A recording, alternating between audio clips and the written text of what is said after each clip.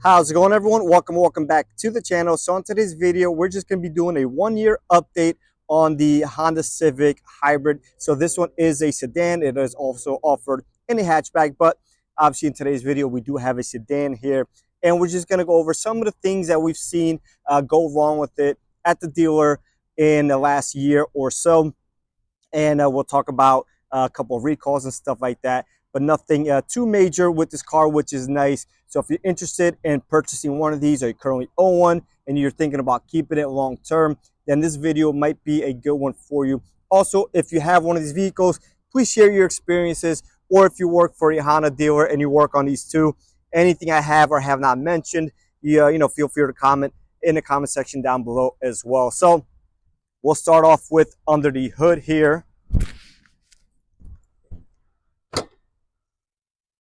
Right off the bat with a positive. So on the hybrids and the 2.0 non-hybrids, both trims, but we're specific on the hybrids on this video, we do have this cover. Now what this cover does is a couple things. It reduces some of the noise coming from the injectors and stuff like that in the engine and the valve train. It also protects it against rodent damage. Now, this may not be an issue for everyone, but in the tri-state area, specifically New York City and surrounding areas, there is a huge rodent issue. So this greatly reduces the chances of rodents chewing at your wires, which was a big issue in the previous generation Civics, and even the 11th generation Civic like we have here with the 1.5 liter turbo engine. That is no longer offered for the Civic 2025 and forward. So so far so good with these. Now we have a different variation of these engines in a Civic, in a CRV and the Accord, and they do have some issues going on with those, but this one so far so good. We have not seen any injector failures, which is good. We did have one last week that we needed to replace the throttle body, so we'll see if that is something just random or something that will become a trend, but it's just one, so I'm not too worried about it, too concerned about it for now. On to some recalls. So we had a high pressure fuel pump issue that was recalled. So we didn't run into any affected here at our dealer, and we did a couple hundred of them between the Civic CRV and the Accord hybrids. But essentially what we had to do, if the car had under 700 miles, was let it run for up to 13 hours, then install a sniffer right there on that high pressure pump and see if it detected any leaks. And once again, out of the couple hundred that we did here at our dealer, we did not have any that failed. And if the car had over 700 miles, so meaning somebody had purchased it already and driven it for those 700 miles or so, then all we had to do was the sniffer test on that fuel pump. We did not have to run it for 10, 12, 13 hours or so, whatever the computer told us to do at that point. We also had some of these have the EPS recall with the sticky steering, so Honda finally got ahead of that and seems to be working well. We haven't had any complaints with any of them, especially with the people that were experiencing some of the symptoms. Not everybody had symptoms, but some people experiencing those symptoms no longer have those symptoms, at least not at our dealer. Now, if somebody else out there is still experiencing those symptoms, then let me know in the comment section down below. But overall, huge improvement here. Now, this is a new power plant, so we'll see how this goes in the next couple of years or so. But so far so good. No news is good news. So not much to talk about under here. So obviously anything orange you're going to want to stay away from. That is high voltage, and you don't want to mess with that stuff if you're not trained to do so. So you got your battery here, so very easy to change in the event that you need to do so. We have a couple of coolant systems here for the IMA system, for the hybrid system, and then just your regular engine coolant systems here. So we do not have any dry belts, so that is nice. No maintenance as far as that goes. So very, very little maintenance under the hood here, which is a positive for anybody looking to keep this car long term. Moving right along here, we'll go to the interior of the vehicle, and everything is laid out pretty nicely here. You have a trunk release button here, and these vents seem to be working well. Initially, I thought they would be, an issue, but nothing seems to be really happening with them. So I think that is a positive note at this point. And this is one of our loaners, so we just added it to the fleet.